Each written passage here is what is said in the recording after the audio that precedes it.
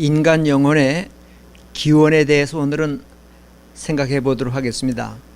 우리의 몸은 부모로부터 물려받는 것이 사실이죠. 유교적인 사상으로 보면 머리카락과 피부, 이 온 몸은 부모로부터 물려받는다. 그러니까 신체 발부는 수지 부모라 그랬습니다. 몸과 피부와 이 머리카락, 털럭 이거 다 부모로부터 물려받는다 라고 얘기를 하는데, 그러면 영혼은 어디서부터 오는가?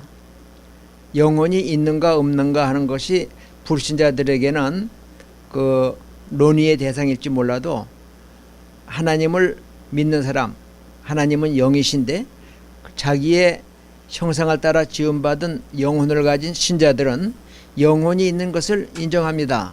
믿습니다. 그러나 이 영혼이 어디서부터 오는가, 언제부터 영혼은 우리에게 존재하게 되는가 하는 점에 있어서는 몇 가지의 논의가 있습니다.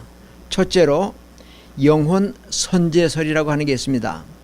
다시 말하면 옛날에 영혼이 다 만들어져 있었다.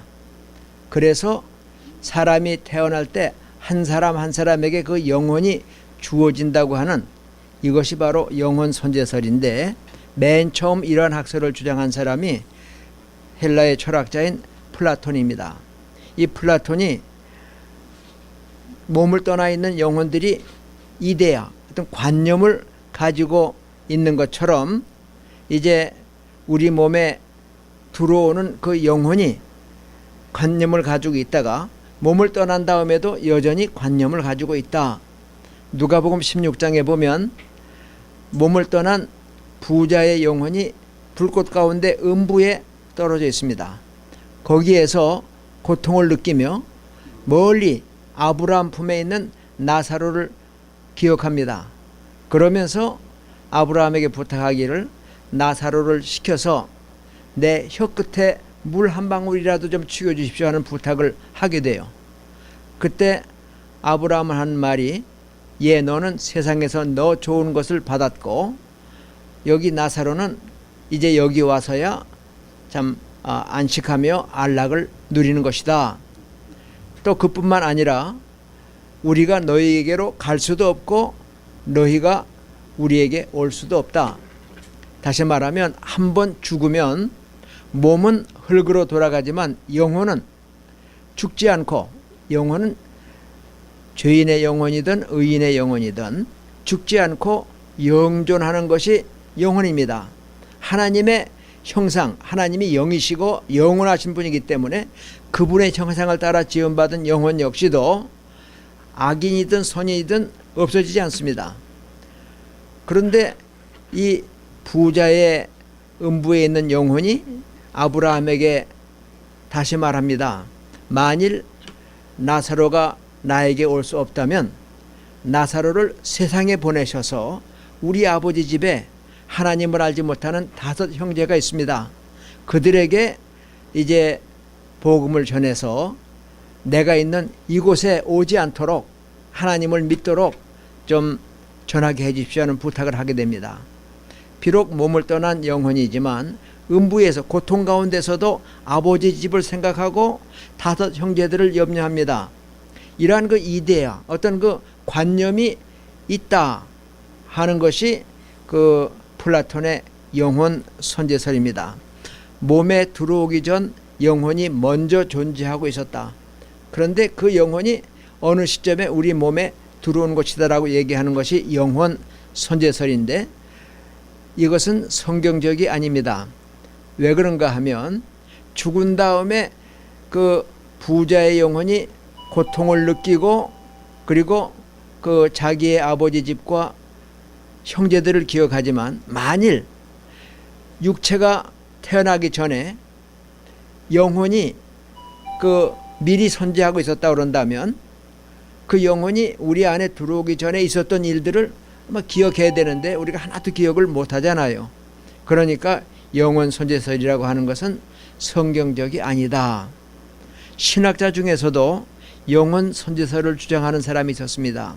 오리겐이라고 하는 학자인데, 이 사람은 이 영혼은 불멸적이면서 본질적으로 더러워질 수 없기 때문에 본래의 모습인 하나님의 형상으로 다시 깨끗해지기까지는 이 세상을 살아가면서 정화시켜야 되고, 만일 사는 동안에도 그 죄를 다 씻지 못했으면 죽어서라도 그 영혼이 깨끗해지기까지 정화되는 과정을 거쳐야 된다. 그래서 연옥설의 그 기초를 제공을 합니다. 죽은 다음에 영혼이 깨끗해져서 다시 본래의 모습을 회복하게 된다. 심지어는 타락한 마귀까지도 음부에서 고통 중에 또 형벌 중에 모든 죄악을 씻고 다시 원래의 모습, 높은 천사의 자리에까지도 이룰 수 있다고 하는 이단적인 주장을 함으로 교회 회의에서 오리겐이 이단으로 정죄를 받게 되었습니다. 이제 성경의 가르침도 원래부터 영혼이 존재하는 것이 아니고 하나님께서 우리의 영혼을 창조해 주셨다고 얘기를 하는데, 그 창조는 한 사람 한 사람에게 해당하는 것이냐, 이게 성경적으로 또 맞지 않는 주장입니다. 그런 주장을 하는 것을 영혼 창조설이라고 얘기하는데, 이 영혼 창조설의 주장은 하나님께서 한 사람을 태어나게 하실 때마다 영혼을 창조해 주신다는 거예요. 미리 영혼을 만들어 놓으신 건 아니지만 태어날 때마다 한 사람 한 사람의 영혼을 집어넣어 주시는데, 그것이 그 임신될 때 일는지 태어날 때 일는지 아니면 그 중간에 어느 시점일지 모르지만은 한 사람 한 사람의 영혼을 하나님이 창조하신다 주장하는 것이 영혼 창조설인데, 천주교가 주장하는 학설입니다. 뿐만 아니라 기독교에서 또 이단으로 정죄된 영국의 유명한 교부가 있는데 펠라기우스라고 하는 사람입니다. 이 사람도 무슨 이야기를 하는가 그러면, 하나님께서 거룩하신 분이기 때문에 거룩한 영혼을 사람이 태어날 때 한 사람 한 사람 집어넣어 주시기 때문에 인간은 날 때부터 아담이 창조될 때와 마찬가지로 무죄 상태에 있다, 깨끗하다. 그러므로 이제 하나님의 말씀을 따라서 참 잘 순종하고 참 신앙생활을 하게 되면 구원에 이를 수 있다. 예수님의 속죄가 아니라, 물론 예수님의 속죄를 통해서 더 구원받을 수 있지만 아니더라도 하나님께서 창조해 주시는 영혼이 깨끗한 죄짓지 않은 영혼이기 때문에 그 상태를 계속 유지해 갈 수 있도록 기도하며 또 말씀을 따라 살아가면 구원에 이른다고 하는 이러한 그 잘못된 학설을 주장하다가 역시 펠라기우스도 이단으로 정죄를 받았습니다. 그러면 성경적이고 또 가장 복음적인 영혼의 기원을 말하는 학설은 영혼 유전설이라고 합니다. 영혼 유전설은 부모로부터 영혼과 몸을 아울러 물려받는다라고 하는 것입니다. 이 주장을 맨 처음 한 사람은 초대 라틴 교부인 터툴리안이라고 하는 교부입니다. 루터파 신학자들과 또 대부분의 개신교 신학자들이 이러한 영혼 유전설을 믿고 주장합니다. 인간의 몸과 영혼이 하나님에 의하여 직접적으로 창조된 것은 아담과 하와의 경우에 불과하고, 그 나머지의 경우는 부모로부터 육신도 물려받지만 영혼도 물려받는다고 하는 학설입니다. 창세기 5장 3절에 보면 아담이 자기 형상을 따라 아들을 낳았다 얘기를 하고 있습니다. 그 형상은 육체의 형상만이 아니라 영혼의 모습까지도, 다시 말하면 아담이 타락하고 쫓겨나서 이제 하와의 사이에서 자식을 낳았을 때 그 영혼은 범죄한 영혼, 더러운 상태에 있는 영혼이 된 것입니다.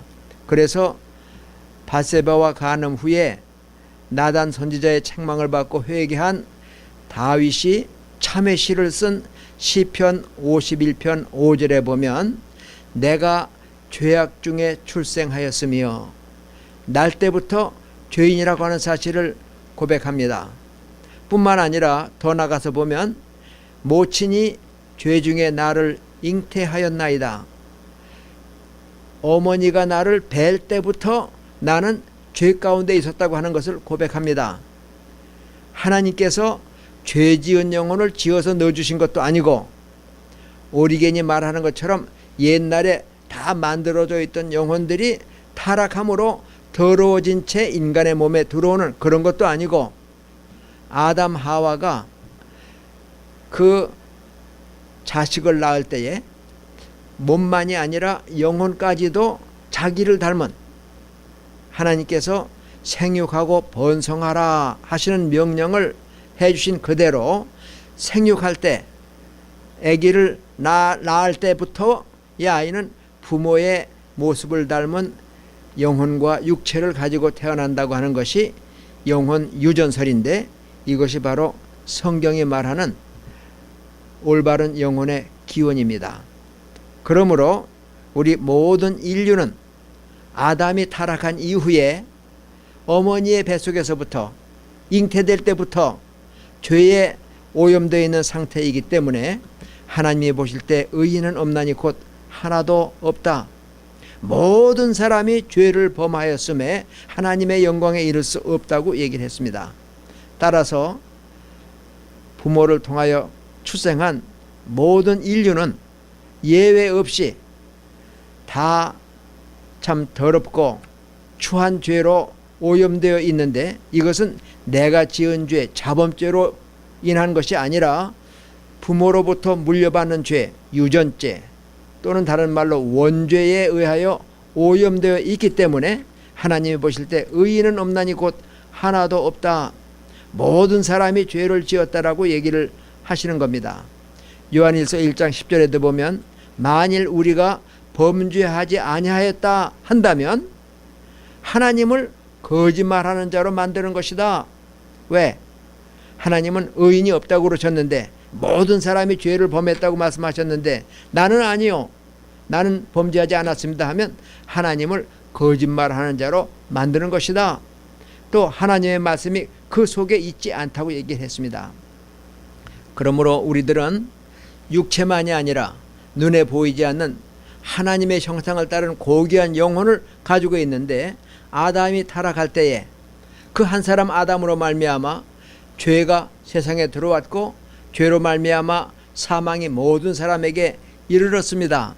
로마서 5장 12절에 말하는 대로 한 사람으로 말미암아 죄가 세상에 들어오고 죄로 말미암아 사망이 왔다.